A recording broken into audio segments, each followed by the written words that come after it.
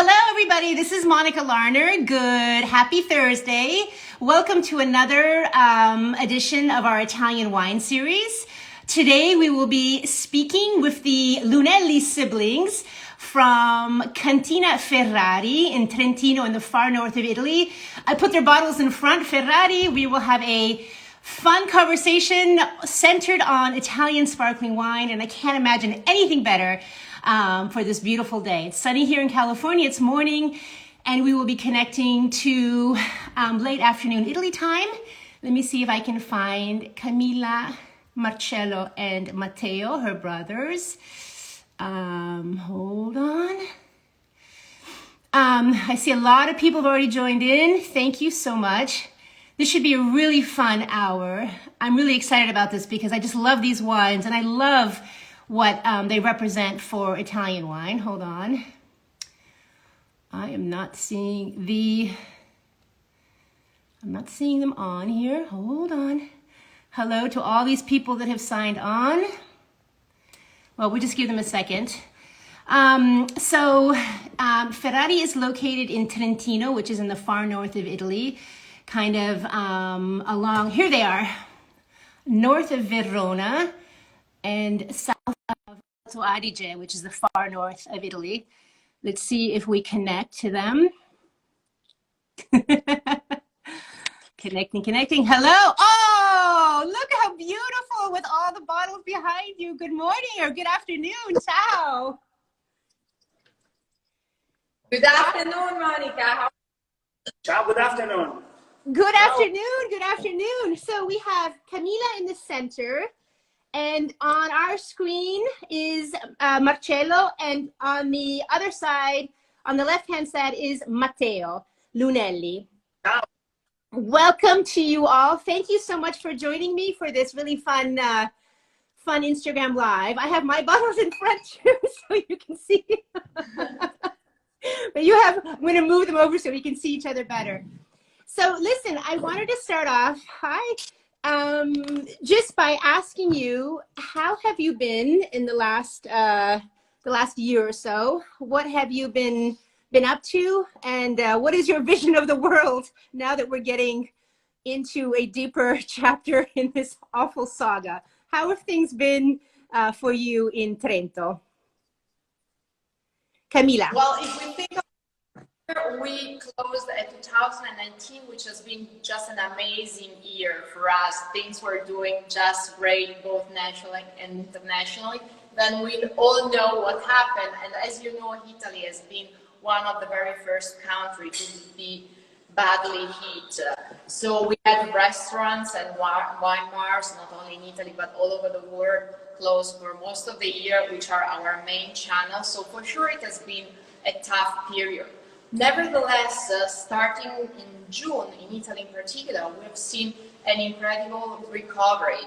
Our perception is that people do want to be careful and follow the distances and those security measures, but still they want to stay together, they want to toast. So the spirit of conviviality is there, and it explains by trying to toast again and be together. So we've been quite optimistic, let's say, even if now things are getting worse again in Italy as in the US. So we'll see what happens. The other good side is that we have had a very good harvest. So nature kept doing its part in a great way during this 2020, and this is a sign of optimism for us. Yeah, I've had the fortune of spending this year on a vineyard as well.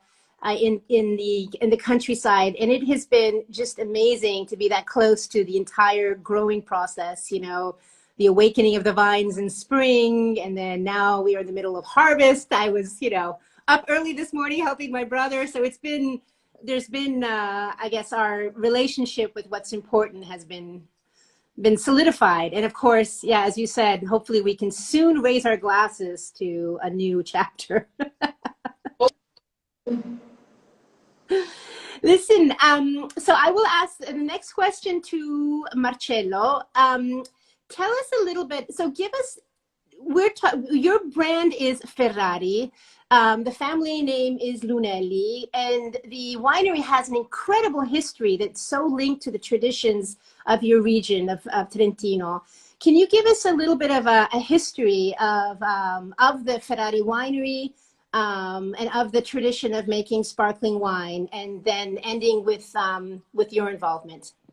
Yeah, the Ferrari started in 1902 thanks to Mr. Giulio Ferrari, because Giulio Ferrari founded the company at the beginning of the 19th century. He born in 1879. So after he attended the agriculture school in San Michele, like me, like the father of Camilla and all over the enologists in Ferrari, he went to Montpellier and Geisenheim to study yeast and viticulture. At the end of this stage, of this stage, he attended 1 year in a small Récoltan in Champagne. So he was there to learn how to produce a sparkling wine in a bottle fermented, so like a champagne. So he came back in Trentino, not in Italy, because we were in the Austro-Hungarian Empire, with an idea and with some vines of Chardonnay, because he never knew about Chardonnay in Italy. So he brought the first vines of Chardonnay in Trentino and in Italy. So he is the beginner of the Chardonnay vineyards in Italy. And the idea it has been that Trentino had quite the same climate of Champagne, overall during July and August, so during the maturation of the grapes. So a huge difference of temperature, excursion temperature between day and night. So during the day, the sun builds sugar, complexity, body, and maturation aroma.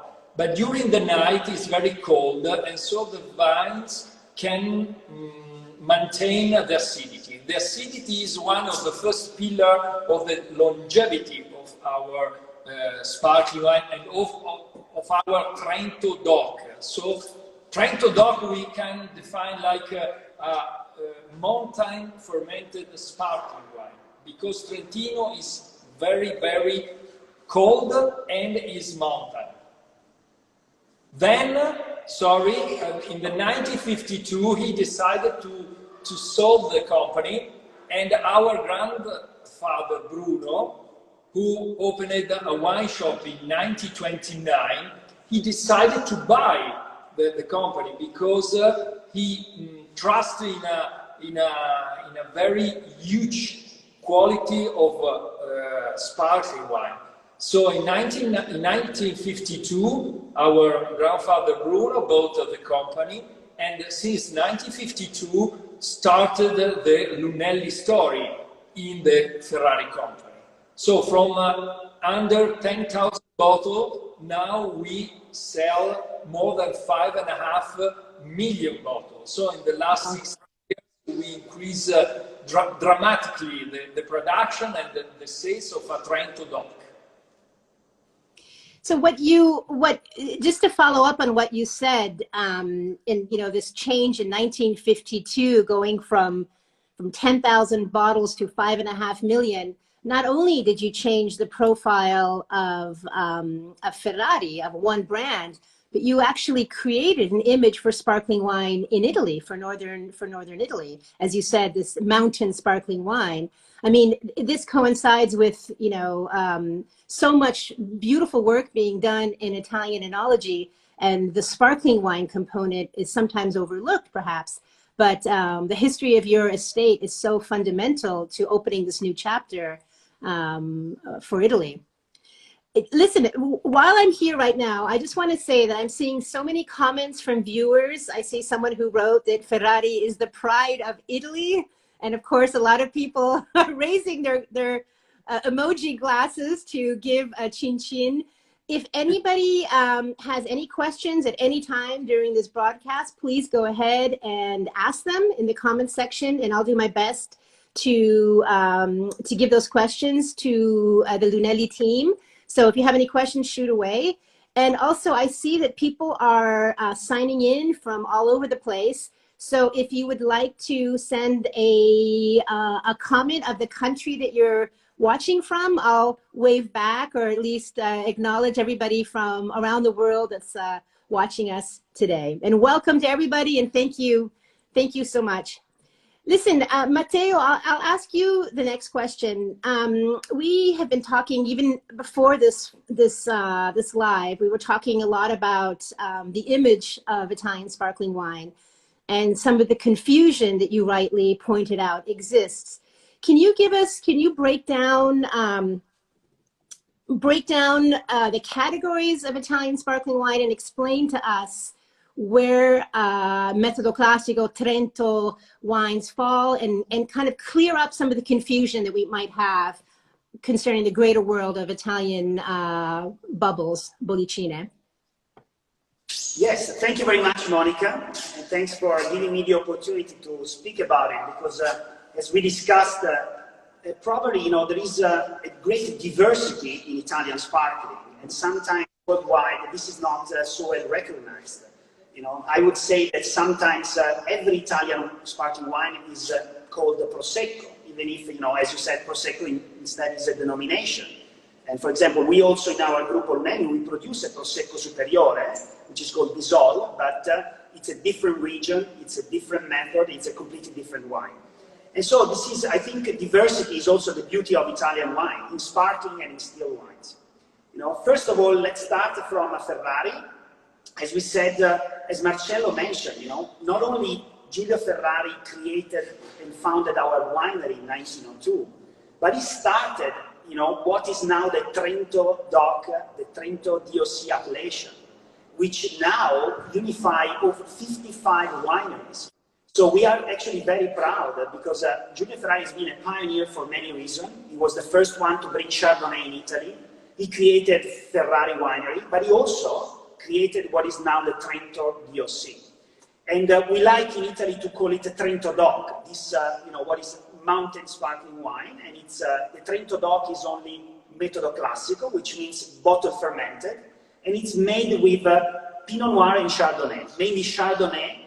And for example, at Ferrari, we love the Blanc de Blanc style. So our Ferrari Brut is a Blanc de Blanc, 100% Chardonnay. Same for Perlet, or same for our Giulio Ferrari. And we use Pinot Noir for our rosé, blended with Chardonnay. And also, for example... I have a couple of bottles. Yeah, and here's the rosé as well, you can see. Exactly. So on the white one, the Brut, which is 100% Chardonnay, and the rosé is a blend of Pinot Noir and Chardonnay. So we said, Metodo Classico, bottle fermented, or traditional method, you would say in California, which means that the second fermentation happens in the bottle. And Trento DOC is only dedicated to this. So you cannot find any other wine called Trento DOC, other than wines which are bottle fermented, traditional method, made with Chardonnay grapes and Pinot Noir grapes, cultivated on the mountains of Trentino. So mountain Metodo Classico. Then you have, for example, the biggest denomination in terms of volume nowadays is Prosecco. And Prosecco is Metodo Classico, is Methode Charmat, or Metodo Martinotti, we call it in Italy. In this case, the second fermentation happens in stainless steel tanks, which means that it's a much faster process. If a bottle of Ferrari would age at least almost 2 years, up to 10 years for the great reserves on the lees. A Prosecco is a different wine where the second fermentation happens in the tanks and lasts for a very short time. And normally you want to taste the Prosecco when it's fresh and young, because it expresses all the aromatic flavors of the Glera grape. So Prosecco and Prosecco Superiore, I would like to stress, is the DOC, is the denomination of the original area of Valdobbiadene where these wines are made, and it's Methode Charmat and Glera grape. So you basically have a very different wine, because not only you have a different grape variety, but you have a very different method of production and a very different terroir.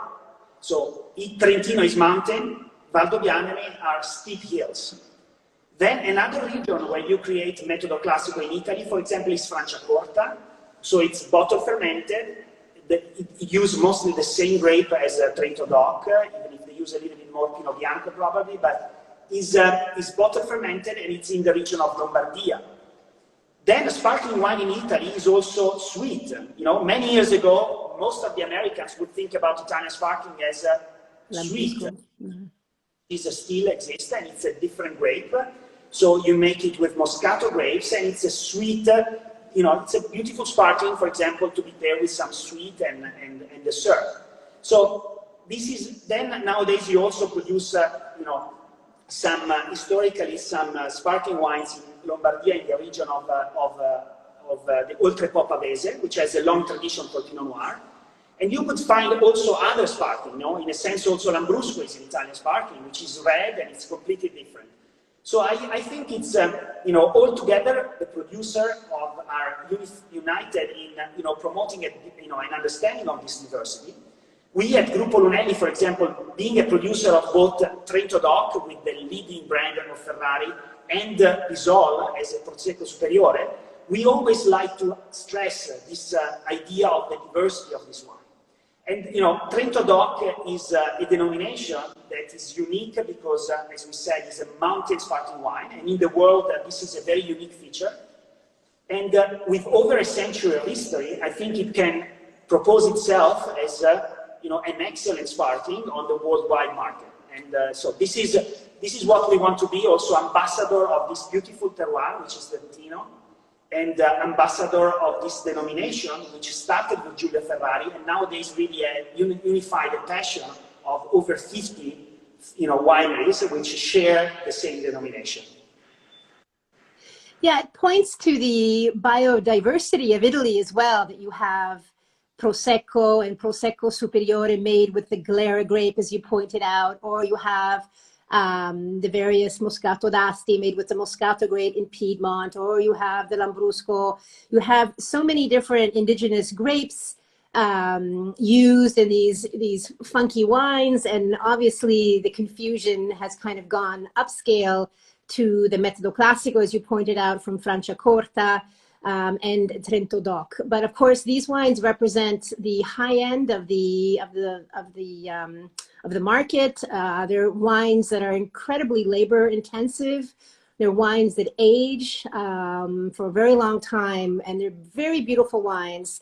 And so it is frustrating when, you know, when Italian sparkling wines all get put under this one umbrella that is usually called Prosecco, because it has really nothing to do with anything. So thank you so much, Matteo, for clearing that up a little bit. It's still confusing, but I guess in a sense that is a plus point for, as I said, the diversity of Italian wine. So there's always a lot more to learn. So you know, listen, Camilla, I'll ask you the next question. Talking about Ferrari, can you give us, we touched on this a little bit even when I held up the bottles, but can you give us a little bit of idea of your, of the different wines that you make under the Ferrari house? With pleasure. As it has been mentioned before, Chardonnay is the main grape we use, in particular for Ferrari Trento DOC sparkling wine. So I would start from our Blanc de Blanc, and first of all, from the Ferrari Brut that you can probably see here. This is our non-vintage Trento DOC. It's also the most widely found label of Ferrari on the American market, but not only. And I would say that's really our flagship bottle, because I think it's a perfect matching of the Chardonnay grape with the terroir of Trentino, because the fruity note of a Chardonnay that emerges from Ferrari Brut is really, I think, a very, very charming one. This remains on the lease for a minimum of 24 months. And the same is true for Ferrari Rosé that you showed, thanks a lot, just a few seconds ago, which again is a non-vintage Trento DOC and is aged on lease 24 months. In this case, we have a blend of Pinot Noir, around 60%, and Chardonnay for the rest, because we think that Chardonnay in Trentino really gives that touch of finesse and elegance that complete the body of Pinot Noir. Then we pass to our vintage line with the Ferrari Perlet that we have on this side. Thank you, Marcello. This is our Perlet, Perlet label. In this case, we have a much longer. I have it here, right here. I have it right here. Yes. Great. The Perlet stands on leaves much longer because one of the characteristics of our mountain is to express wine that have a very long aging capacity. And this can already be seen in the complexity of Ferrari Trento, which again is a blended blanc, but also in the rosé version that is Ferrari Perlet Rosé. We also added in most recent years to our yes, I'm on. You're right. Perlet Rosé, thank you very much. We also have a Noir version, which is Ferrari Perlet Nero. So we really express always under Trento DOC, so all traditional method, all from Trentino, a very wide range of labels. Then we have our Riserve line, and I would just like to mention Ferrari Riserva Lunelli, where the Chardonnay this time is fermented, not in stainless steel vats as the other labels. There it is. I can mention one.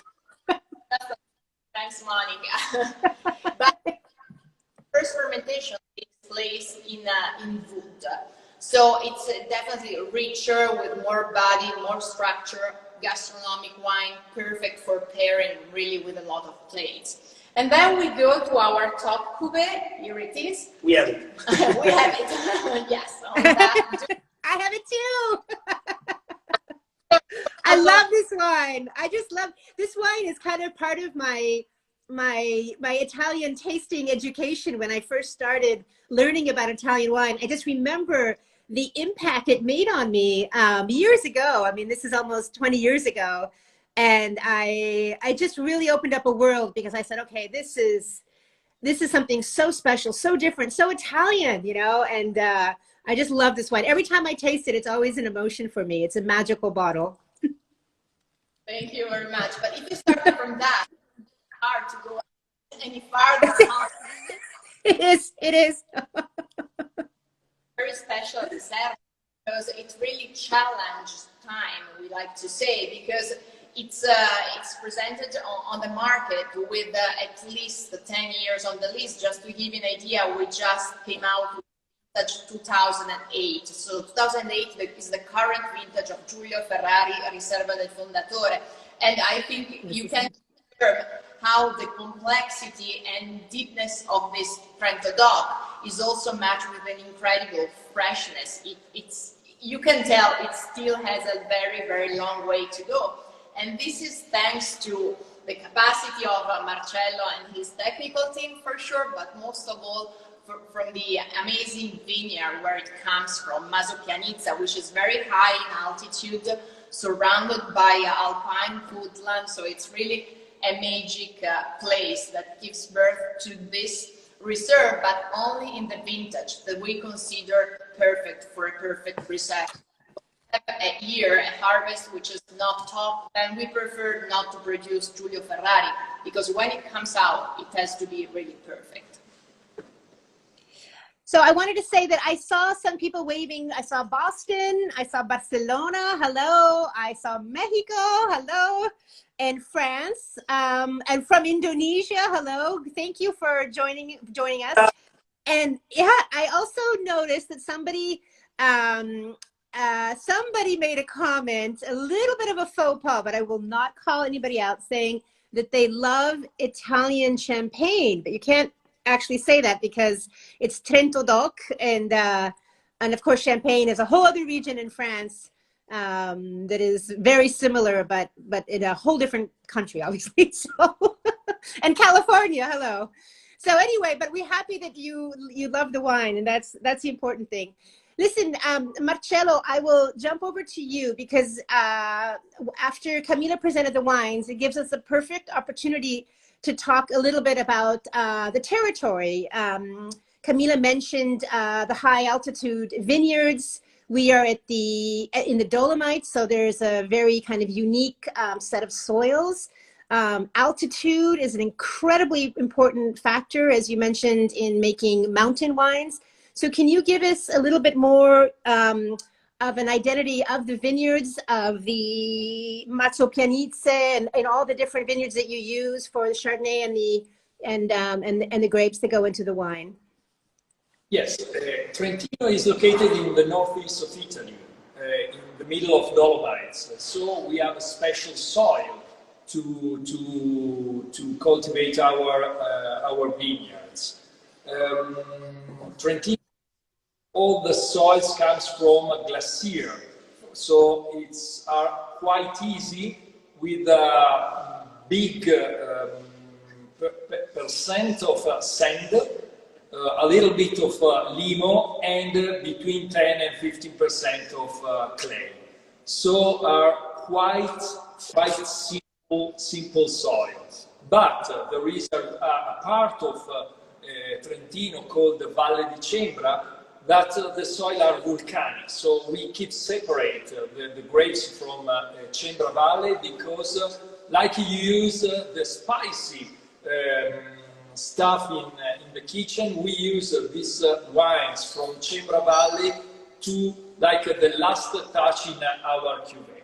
But the particular situation of Trentino is that there is the Adige Valley from north to south, and all the vines are on the slope of the hills, and the exposition is in the morning or in the afternoon. So south, so east and west. But we have some other valley, lateral valley, that the exposition is in the north and in the south. That's incredible for only one region. So we can have every year different grapes from all the different exposition, and we have vines from 300 meters to 900 meters. Wow. On the. So, for example, this year we had the longest harvest in our history. So from the 17th of August to 24th of September. And so we had 6 weeks, and in these 6 weeks, the altitude made the difference of the maturation of all our vines. So now in the cellar, we have so many different soil, exposition, altitude, and taste of the wine. And probably in January, February, when we will taste all our wines, we probably created a fantastic cuvée for the future. Yeah, hello to Australia and of course Italia. I see a lot of people are saying hello from Italy as well, and welcome and thank you. So as Marcello described, what's so amazing about the winemaking in the mountains is that you have, like, it's a Rubik's Cube of combination. You have the altitude, as he just mentioned, going from 300 to 900 meters above sea level, which is kind of, you know, a little bit of the limit of, you know, of grape growing. You have the combination of soils that were shaped by the movement of glaciers, as he said, and also this pocket of volcanic soils. And you have, you know, all of these little elements that you can put together to create the cuvée, to create the blends that you want. Yes. And this gives you so much expression. I mean, it's just a fantastic. Oh, and also you mentioned the, you know, the side of the mountain of the vineyard, because of course these valleys are so steep that the sun comes in the morning on one side of the valley and then in the afternoon on the other. So all of these variables play into the vineyards. Don't forget the difference between the two main trolling systems. That we comes from Pergola Semplice Trentina, and now we change a little bit in the Guyot. So these both different trolling systems that give us another diversity of the grapes, taste, and wines in cellar. So yeah, as Marcello just pointed out, traditionally in a lot of Western viticulture, you have Guyot, but in Trentino, there is a native way or a system of trellising the grapes. It's called pergola, in which the grapes are grown up and then put over a pergola. This protects them from the weather, from adverse effects, and keeps them protected. And there's a lot of conversation now about the fact that pergola had been kind of abandoned in the past, and then more guyot use. Some people are even going back to pergola as things change, which brings me to an important next question that I will give to Matteo. Tell us a little bit about climate change in your site. Or are you seeing effects of climate change? Are you changing anything to meet the challenges? Tell us what you think about that. Certainly, climate change is affecting us as it is affecting everybody. And for when you cultivate the land, this is obviously a crucial issue for us nowadays as in the future. And this is the reason why we started really to think thoroughly about it long ago. And because we are seeing in the data, for example, that the harvest, for example, happens sooner and sooner every year. So, but we are very lucky in Trentino. We are lucky because we can compensate this global warming long term by increasing the average altitude of our vineyards. You know, in Trentino, our vineyards are sloping vineyards on the slopes of the mountains. So when you go 100 meters higher, you get 1 degree less in the average annual temperature. So what we can do nowadays is we can plant, or we can get to higher altitude vineyards. For example, the last important vineyard that we planted in the area of Margon, which is a beautiful area close to the winery, is goes up almost to 700 meters. And this was an area where before there was only woodland. It took us a very long time to obtain the authorization to build, a completely organic vineyard in an area which was completely uncontaminated, which is just at the bottom of this Monte Bondone, which is the mountain, overlooking Trento. And this is an amazing vineyard where we consider a model for Trento DOC being an extreme mountain vineyard.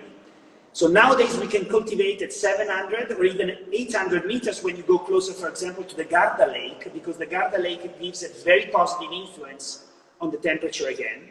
So these are altitudes where many years ago probably was not possible. So Giulio Ferrari could not cultivate at that altitude.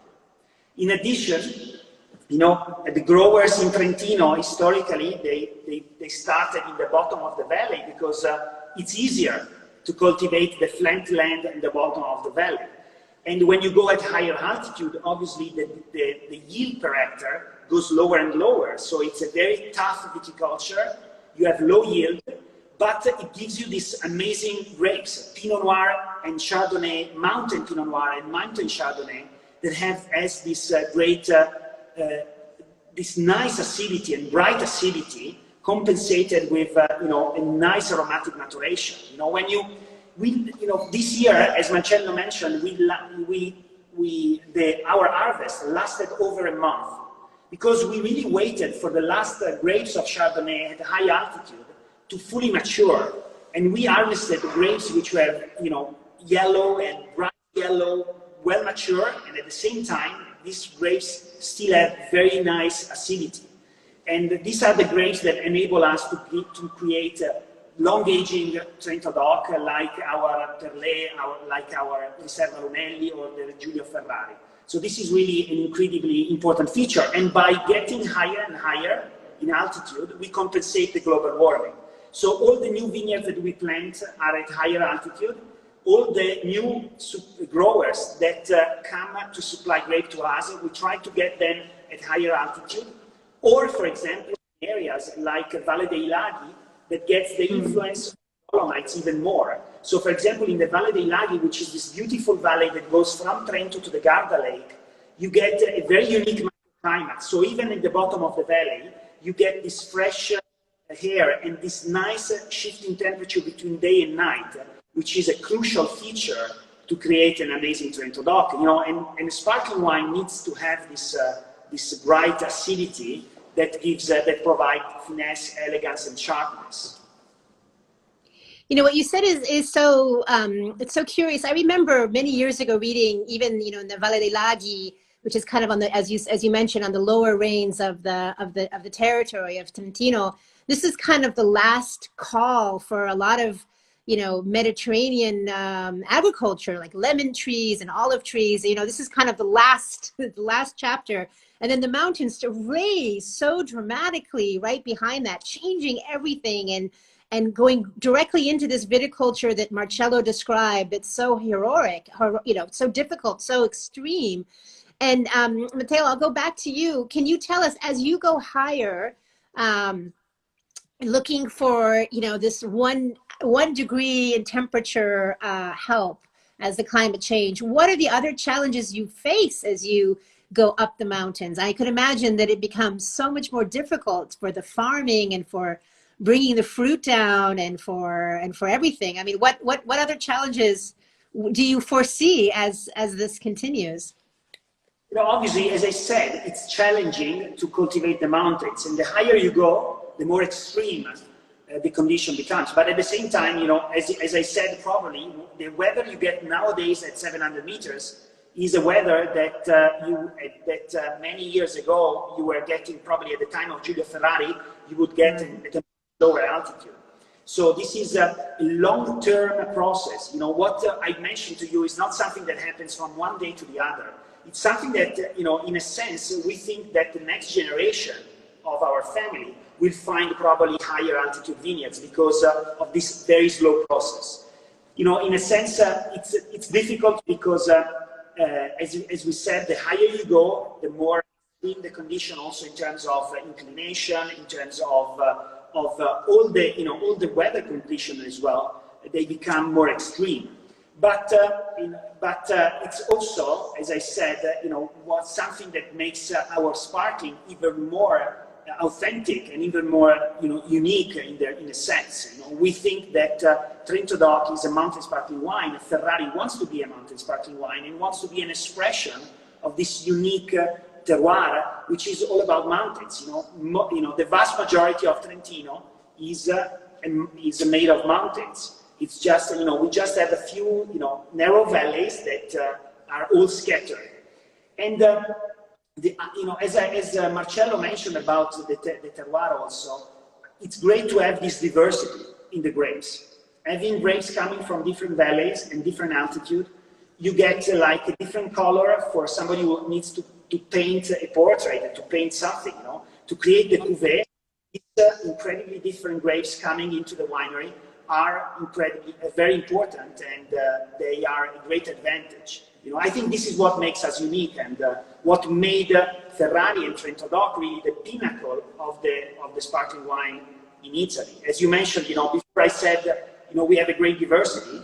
With Trento DOC, we are talking about a very small niche. You know, all the Trento DOC appellation will produce 8-9 million bottles. You know, out of over 500 million bottles in Italy. And also compared to, for example, in Champagne, where they produce over 300 million bottles. You know, Trentino is a small region. You know, our vineyards are scattered throughout the mountains, and so but we are very proud of the unique identity that comes from being a mountain sparkling wine. You mentioned the Margon vineyard, which is close to your headquarters where the winery is. And of course, this brings me to a very wonderful question about food pairings and how you can articulate this Italian mountain sparkling wine with different dishes. And you have directly confronted this question by opening a restaurant, a beautiful restaurant with an incredible array of creative choices for pairings. So I will ask the next question to Camilla. Can you tell us a little bit about the restaurant and what the process was in creating the menu to best show your wines? Yes, there are actually two reasons why a long time ago, back in 2007, we decided to open Locanda Margot, our family restaurant in the middle of the vineyards, actually not far from where we are in the winery. One was to complete what we like to call an itinerary of bello and buono. Buono being the good of our bubbles and the good of the dishes eaten at the restaurant. And beauty being the beauty of the nature of the vineyards that you cross for going to uphill to the winery, but also of Villa Margone, which is a 16th century mansion that you probably remember, Monica, from when. How could I forget? It is one of the most beautiful things I have ever seen. This villa is frescoed on the inside, on the outside. It is lavishly, beautifully, impeccably kept with antiques and precious things. I mean, it is a gorgeous sight. I don't even know how to describe this hidden treasure that you have nestled in the mountains near the Margone vineyard behind your winery. I think you use the villa for representational purposes and whatnot, but it is an artwork. It is a treasure. You know, we use it, as you said, for it's like a symbol of Ferrari Trento and of Gruppo Lunelli, but we also keep it open to the public because we think that a place of such a beauty, as you mentioned, needs to be shared with everyone who wants to appreciate such a place. So I warmly invite everyone who would like to come and visit us and visit Trentino, not only to visit but also Villa Margone. And going back to your question, to finish this itinerary of Bello and Buono at Locanda Margone.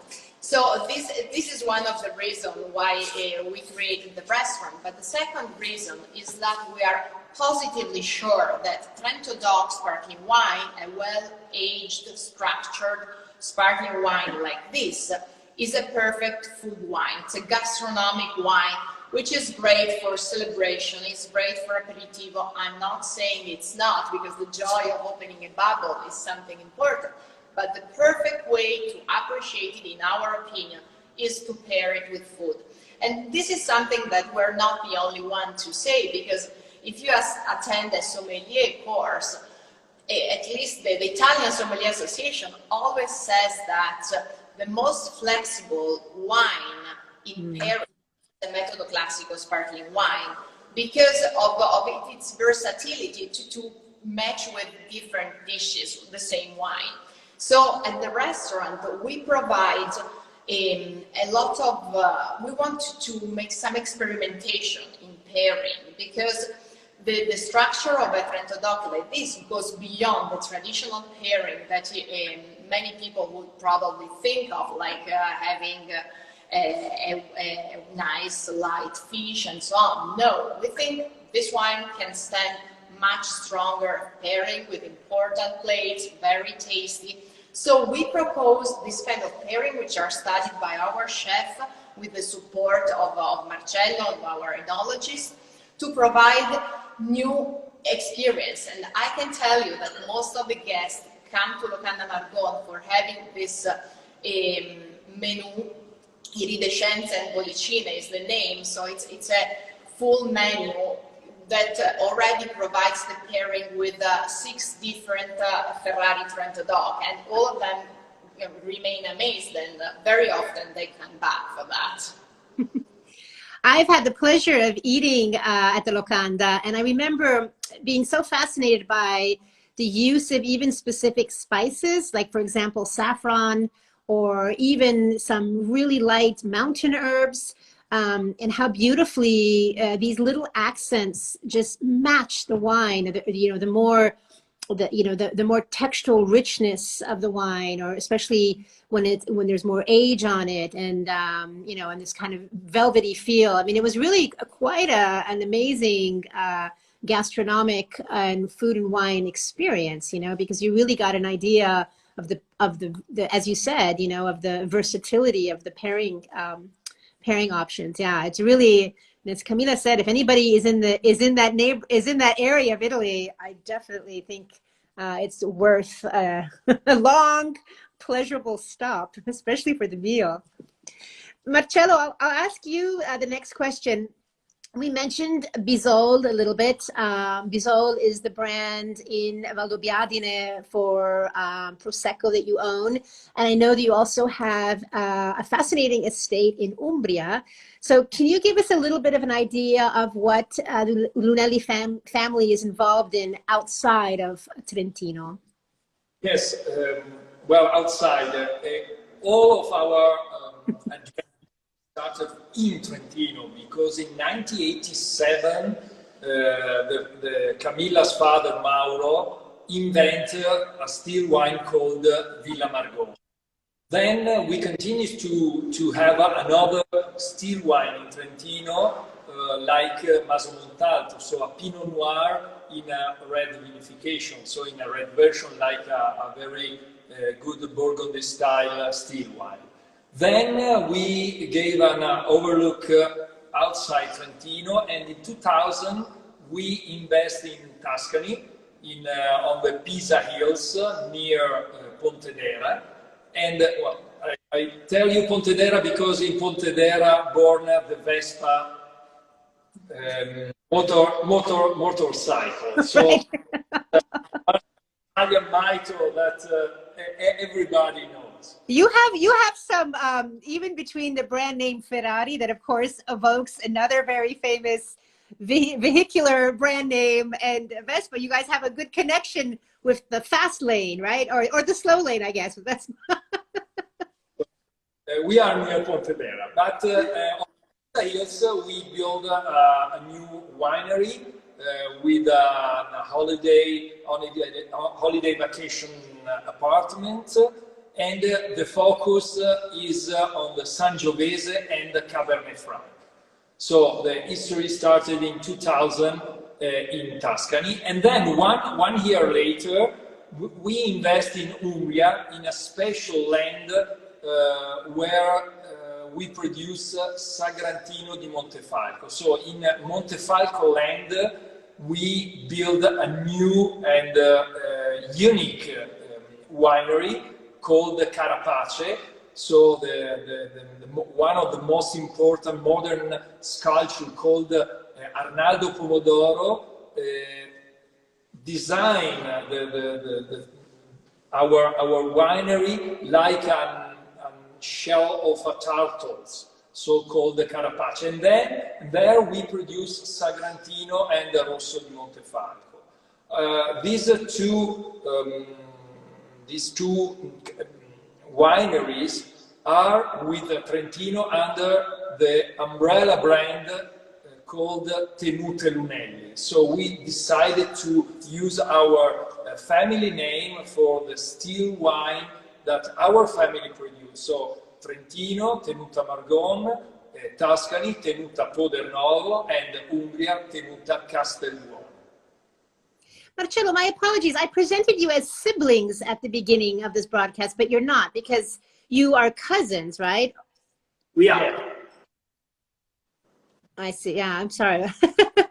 Listen, so you, okay, I will go to Matteo now. So how did the decision to go, for example, to Sagrantino, to Montefalco come up? Because I cannot imagine a wine more diametrically opposite of a mountain sparkling wine than Sagrantino di Montefalco, which is a red wine from Umbria, very heavy in tannins and extract. It's a winter wine, the proverbial, snow outside of your log cabin kind of wine. So it is a completely different experience. What attracted you to that area? I think because we like wines that have strong identity.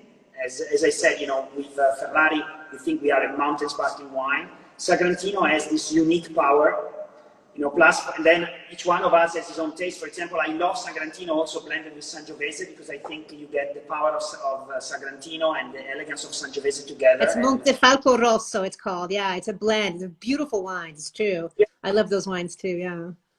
It's a second-tier wine, like Rosso di Montalcino, while it's not. It's a different wine. Sagrantino is pure, while the Montefalco Rosso is a blend of Sagrantino and Sangiovese.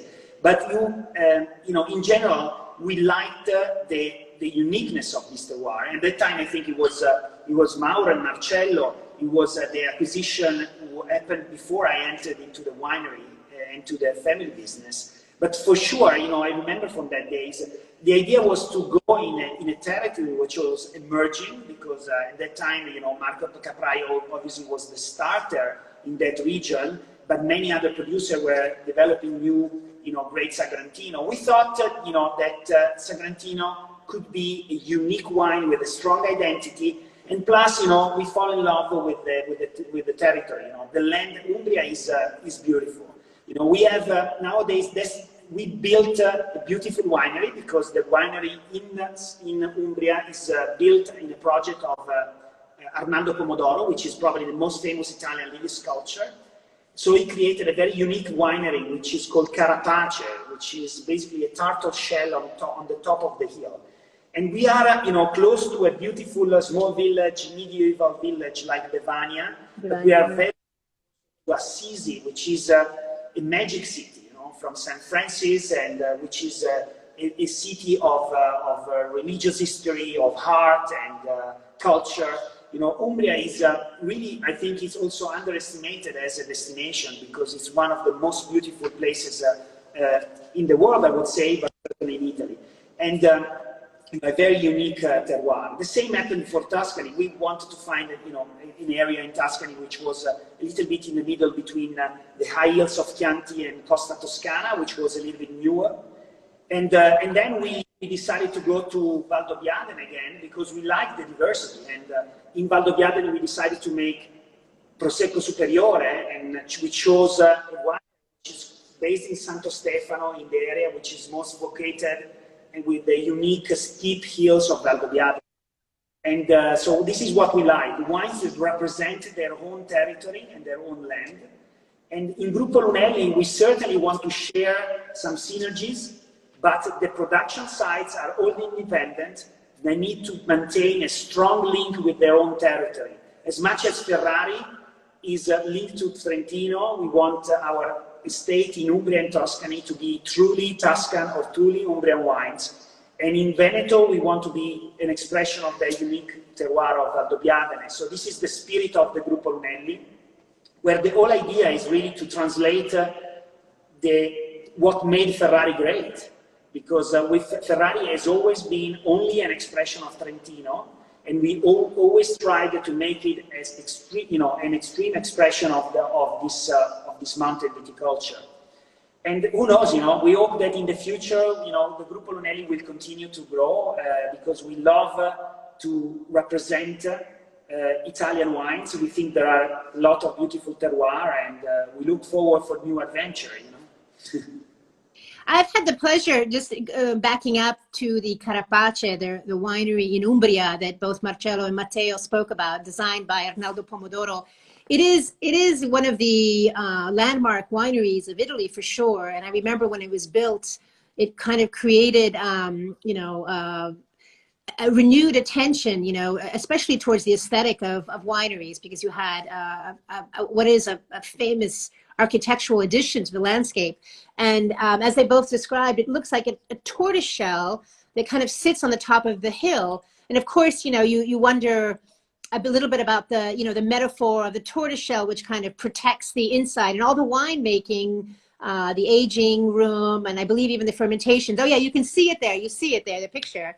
Actually, Matteo, put it up a little bit so it's a little bit above the comments, so you can see it even better. Echo, see, yeah, perfect. You see, and so so from a metaphoric point of view, you have this protective structure, you know, that kind of safeguards the wines, the delicate wines, winemaking process that goes on inside. So it is really, it is an incredible site, and as you can look at the landscape. Oh, it's gorgeous. Oh my God, look at that. Yeah.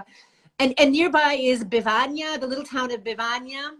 You can see the vines going right up to the Carapace, the tortoiseshell, that has a great medieval festival, and they're specialized in all kinds of cold cuts and salamis and cured meats and whatnot. And I mean, it's a really active, fun part of Umbria. And then, of course, you have the town of Montefalco itself, and there are great restaurants around and whatnot. So it's a really fantastic part of Italy.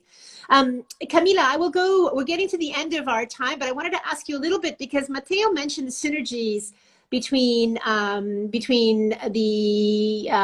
Gruppo Lunelli and respecting all the different territories. And of course, you know, it begs the question about the Veneto, about Prosecco, about Valdobbiadene and Bisol, because that was an estate before you purchased it that had enormous territorial identity in Venice, in the Veneto. One of the historic brand names of Prosecco, and very high quality Prosecco, always identified with the top of the market for Prosecco, groundbreaking wines actually.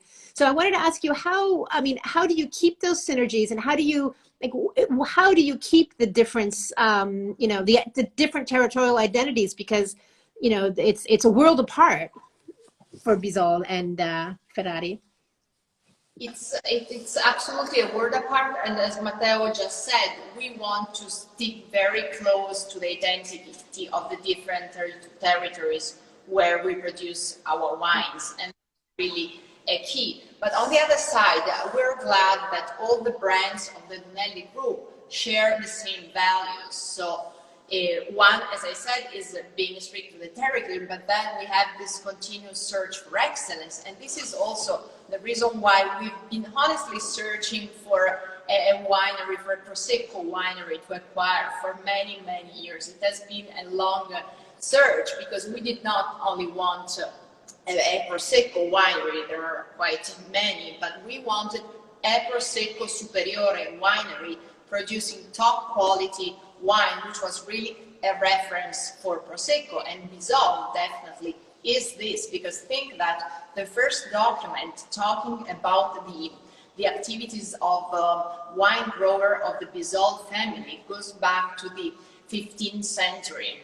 So it's really a very, very long history, and we acquired the Bisol winery from the Bisol family, but Gianluca Bisol and his brother Desiderio, who are the president and the winemaker of the Bisol estate, are still part of the group, are still active, and they do keep that link with the territory, together with all the team working in Valdobbiadene. So we think that the two things, having a worldwide perspective, being a group, but keeping roots on the territory, can go together.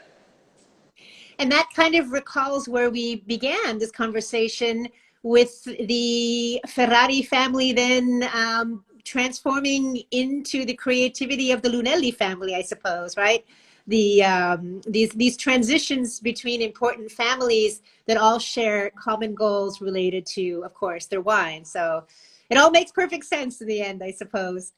Listen, I really want to thank you so much, sincerely, for this wonderful chat. We've learned a lot. I see that we have a huge amount of watchers, which has been great. And I chin to you. Thank you so much for joining us. Thank you so much to Camilla, Marcello, and Matteo Lunelli for joining us from their winery in Trento, in Trentino, in the north of Italy. And thank you to everybody, and we'll see you next week. Grazie. Cheers. Ciao, cheers. I don't have my glass because it's morning here, but chin chin, I will. So we wait for you, and for the people listening, we wait for you in Trentino, at Ferrari Winery if you come to Trentino, but also, as you said, in Veneto at Bisol, or in Umbria at our Tenute Lunelli. Cheers. Cheers. Thank you again. Grazie. Monica. Grazie, buona serata.